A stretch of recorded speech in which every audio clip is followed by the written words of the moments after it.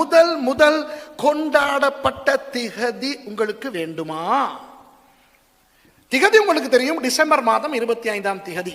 அந்த வருஷம் வேண்டுமா? 336வது ஆண்டு.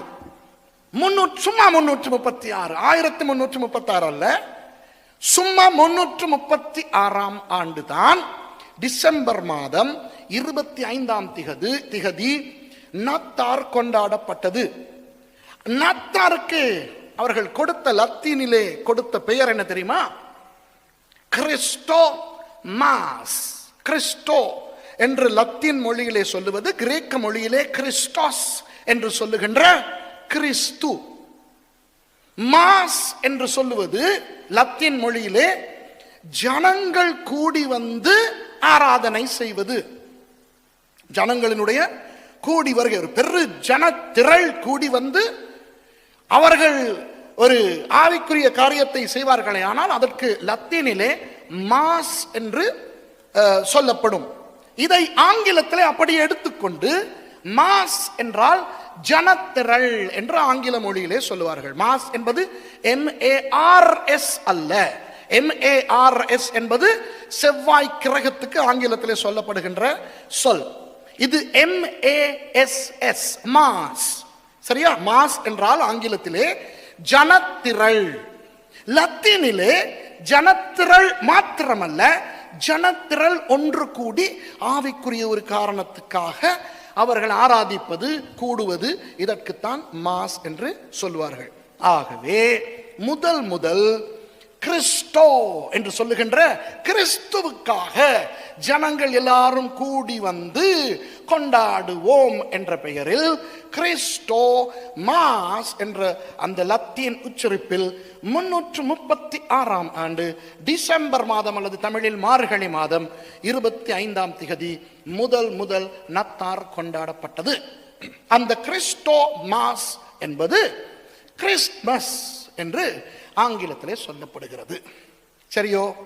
அப்போ 336ஆம் ஆண்டிலே இருந்து இந்த 2014வது ஆண்டு வரைக்கும் கிறிஸ்துமஸ் கொண்டாடப்பட்டு கொண்டு வருகிறது. ஆனால் அந்த 336ஆம் ஆண்டிலேயே சில பேர் இந்த கிறிஸ்டோமாஸ் என்று இந்த இயேசுவின் பிறந்த நாளை கொண்டாடுவதை எதிர்த்தார்கள்.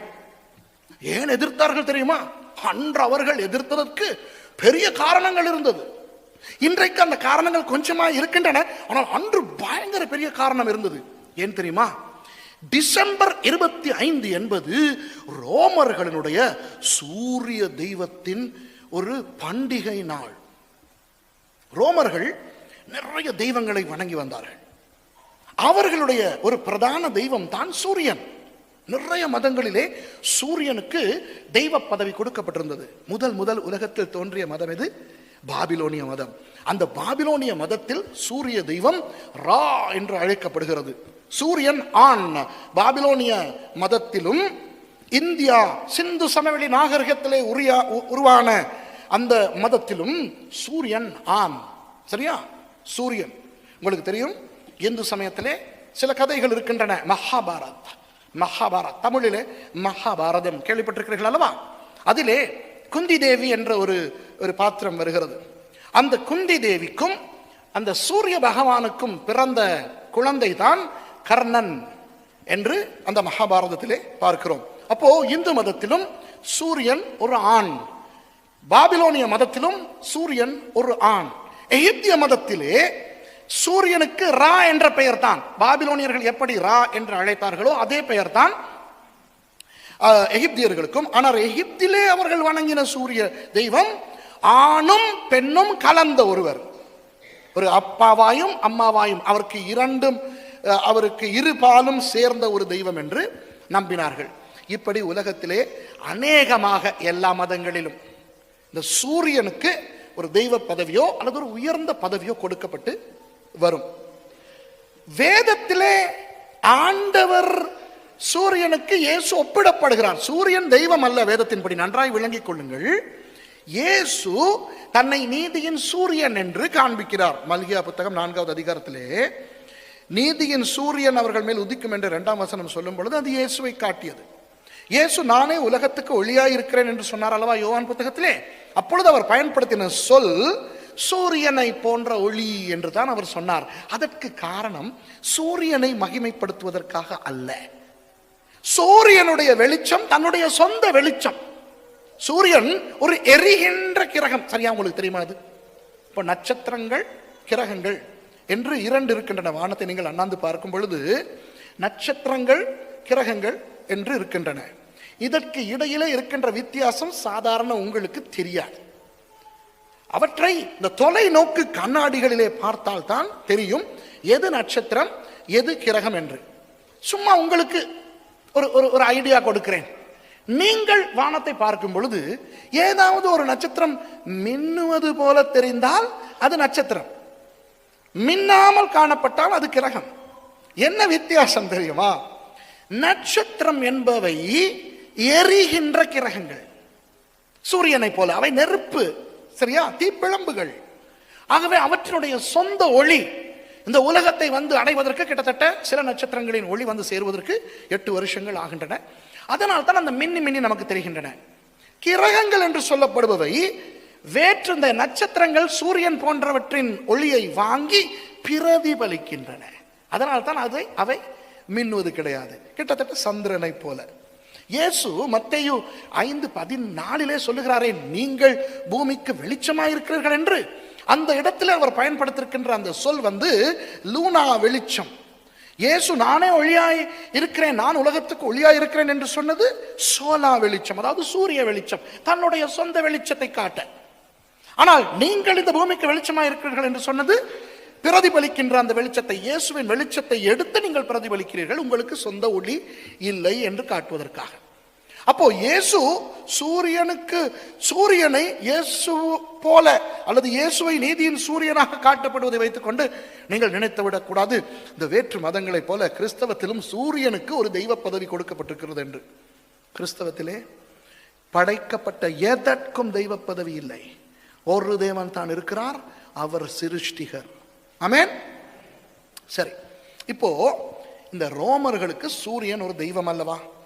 அந்த சூரியனை வணங்குவதற்கு ஒவ்வொரு வாரத்திலும் 1ஆம் நாளை அவர்கள் வேறுபடுத்தி வைத்திருந்தார்கள். அதனால் தான் வாரத்தின் 1வது நாள் சூரிய நாள் என்று அழைக்கப்படுகிறது. ஆங்கிலத்திலே சன் டே, தமிழிலே சூரியனுக்கு இன்னும் ஒரு பெயர் ஞாயிறு. சரியோ?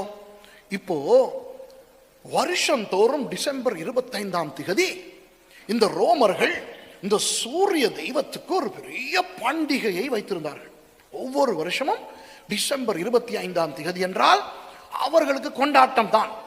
எல்லா இடத்திலும் அவர்கள் வெளிச்சங்களை போட்டு, மரங்களில் வீடுகளில் எல்லாம் விளக்குகளை தொங்க போட்டு கொண்டு பயங்கரமாக அவர்கள் அந்த சூரிய தெய்வத்துக்கு ஒரு பண்டிகையை நடத்தி வந்தார்கள்.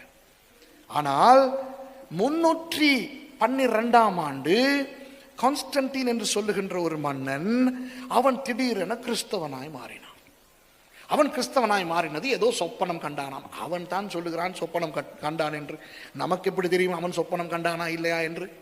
மில்வியன் பாலத்துக்கு அருகில் மேக்சென்டியஸ் என்கின்றவனோடு யுத்தம் செய்ய போன பொழுது, சரியா, அவன் என் டூட்டா நிக்கா என்று கிரேக்க மொழியில் எழுதப்பட்ட எழுத்துக்களையும் ஒரு சிலுவையும் கண்டானாம். என் டூட்டா நிக்கா என்றால் இந்த அடையாளத்தை கொண்டு வெற்றி பெறு என்று. அப்போ அந்த சிலுவை அடையாளத்தை வைத்து வெற்றி பெறுவதற்காக அதிகாலையிலே எழும்பி தன்னுடைய எல்லா போர் வீரர்களுக்கும் சொன்னானாம், உங்களுடைய பட்டய பிடியிலே, உங்களுடைய கேடகத்திலே, உங்களுடைய ஈட்டிகளிலே, உங்களுடைய தலைச்சீராவிலே சிலுவை அடையாளத்தை போட்டுக்கொள்ளுங்கள் என்று சொல்லி அவர்கள் போட்டுக்கொண்டு மேக்சென்டியஸோடு யுத்தம் செய்து கான்ஸ்டன்டைன் வெற்றி கொண்டானாம். வெற்றியில் அவன் வீட்டுக்கு திரும்பி வந்த பொழுதுதான் அவனுடைய தாய் ஹெலேனா சொன்னாராம், மகனே, இது வேறு யாரும் அல்ல, நான் ரகசியமாய் வணங்கி வருகின்ற கிறிஸ்தவ தெய்வமாகிய இயேசுதான் உன்னை காப்பாற்றினார், அவரை சிலுவையில் அறைந்து நம்முடைய அரசாங்கம் தான் கொலை செய்தது என்று. அதில் அவன் 312ஆம் ஆண்டு கிறிஸ்தவனாய் மாறினான். 313ஆம் ஆண்டிலே கிறிஸ்தவ மதத்தை சர்வதேச மதமாக பிரகடனம் செய்தான். 313ஆம் ஆண்டுக்கு பிறகு இந்த ரோம மதத்தை வணங்கி கொண்டிருந்தவர்கள் எல்லாரும் அதை விட்டு விட்டு கிறிஸ்தவர்களாய் மாறி வந்த நிலையில் கிறிஸ்துவுக்கு பின் 330 335 ஆகும் பொழுது இப்போ ரோம மதத்தை வணங்குகிறவர்களே கிடையாது என்று ஆகிவிட்டது. எல்லாரும் கிறிஸ்தவர்களாய் மாறிவிட்டார்கள். ஆனால் பிரச்சனை என்னவென்றால், மனிதர்களுக்கு ஒரு குறிப்பிட்ட காலத்திலே ஒரு பண்டிகை கொண்டாட்டத்துக்கு பழகிவிட்டால் அந்த காலம் வரும் பொழுது அவர்களுக்கு இருக்க முடியாது. சரிதானே? அப்போ அந்த டிசம்பர் மாதம் வந்துவிட்டால் ரோமாபுரி எங்கும் களை கட்டும் அவர்களுடைய 25ஆம் தேதி சூரிய தெய்வ பண்டிகைக்காக. ஆனால் இப்போ சூரிய தெய்வத்தை வணங்குவது கிடையாதே. இப்போ இவர்கள் எல்லாரும் கிறிஸ்தவர்களாய் மாறிவிட்டார்களே. இதனால் தான் அவர்கள் ஒரு ஐடியா போட்டார்கள், அந்த நாளை இயேசுவின் பிறந்த நாளாக கொண்டாடினால் ஒரே கல்லிலே 2 மாங்காய். என்ன, இயேசு எப்போ பிறந்தார் என்று தெரியாது, அவர் பிறந்த வருஷம் தெரியும், ஆனால் அவர் அந்த வருஷத்தில் எந்த காலத்தில் பிறந்தார் என்று தெரியாது. குளிர் காலத்தில் பிறந்தார் என்று தெரியும், ஆனால் நவம்பர் கடைசியில இருந்து மார்ச் பிப்ரவரி கடைசி வரை குளிர். சரியா? இதுல எப்போ அவர் பிறந்திருப்பார் என்று தெரியாது. ஆகவே டிசம்பர் 25ஆம் தேதி இயேசுவின் பிறந்த நாளை கொண்டாடும் ஒரு புது விஷயத்தை அறிமுகப்படுத்தலாம் என்று நினைத்தார்கள். நாய், பூனை, கரடி, கொக்கு எல்லாம் கூட ஹாப்பி பர்த்டே கொண்டாடும் போது ஏன் இயேசுக்கு தேவன் மனுஷனாய் வந்த அந்த விஷயத்துக்கு ஹாப்பி பர்த்டே கொண்டாடக்கூடாது என்று அவன் நினைத்தான். அவன் நினைத்ததிலே என்ன தப்பு? இப்ப பாருங்கள், இன்றைக்கு நமக்கு பிறந்த நாள் என்றால் சரி, என்னுடைய அனுபவத்தின்படி நான் சொல்கிறேன், ஒரு சில வருஷங்கள் ஒரு 4, 5, 6, 7 வருடங்களுக்கு முன்பு தான் என்னுடைய 18வது பிறந்த நாள் நடந்தது. சரியா? இதெல்லாம் சிரிக்க கூடாது, சிந்திக்க வேண்டியவை, எனக்காக அனுதாபப்பட வேண்டியவை. சரியா? அப்போ ஒரு 40 இல்ல ஒரு 30, 35 வயது வரை பிறந்த நாள் என்றால் சந்தோஷமாக இருக்கும். Wow, happy birthday to me, happy birthday to me. எவன் பாடாட்டியும் நானாவது பாடுவேன். Happy birthday dear Suresh, happy birthday to me. 35க்கு பிறகு happy birthday to me. 36 happy birthday to. 40 வந்துச்சு இல்லையா? ஐயோ 40 ஆச்சா? Sad birthday to me, ஐயோ ஐயோ. Sad birthday to me, ஐயோ ஐயோ. Sad birthday, ஐயோ Suresh. Sad birthday to me. அந்த மாதிரி ஆயிப்போச்சு. விளங்குதா? உண்மைதானே? 40க்கு பிறகு நமக்கு பர்த்டே வரும்போது எல்லாரும் ஹாப்பி பர்த்டே. இப்பெல்லாம் ஹாப்பி பர்த்டே எப்படி தெரியுமா சொல்லுவாங்க? Happy birthday uncle. இன்னும் கொஞ்ச நாள் போனா ஹாப்பி பர்த்டே தாத்தான்றுவாங்க. முந்தி அப்படி இல்லை, ஹாப்பி பர்த்டே மகன் அப்படிமாங்க. அப்புறம் ஹாப்பி பர்த்டே தம்பி. இப்போ அப்புறம் கொஞ்ச நாள் அந்த 30, 32 எல்லாம் ஹாப்பி பர்த்டே அண்ணா. அதுக்கு பிறகு ஹாப்பி பர்த்டே அங்கிள். இப்போ அங்கிள் ரேஞ்சில் ஓடுது. இன்னும் கொஞ்ச நாள் இருந்தனும் ஹாப்பி பர்த்டே தாத்தான்றுவானுங்க. இப்போ பாருங்க, இப்படி நம்மளே கொண்டாடுறோம். நம்ம எல்லாம் யாரு? ஏதோ பிறந்தோம், வாழ்ந்தோம், மடிவோம், மனிதர்கள்.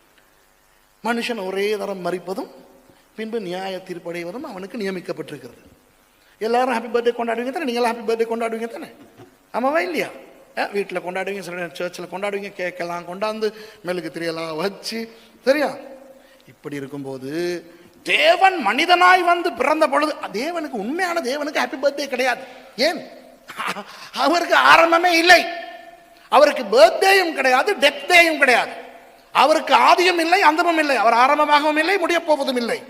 ஆனால் அவர் மனுஷனாக வந்து பிறந்ததை ஏன் கொண்டாடக்கூடாது? சரி, பைபிளிலே இதை கொண்டாடு என்று இல்லை, கிறிஸ்துமஸை கொண்டாட வேண்டும் என்ற ஒரு கட்டளை இல்லை.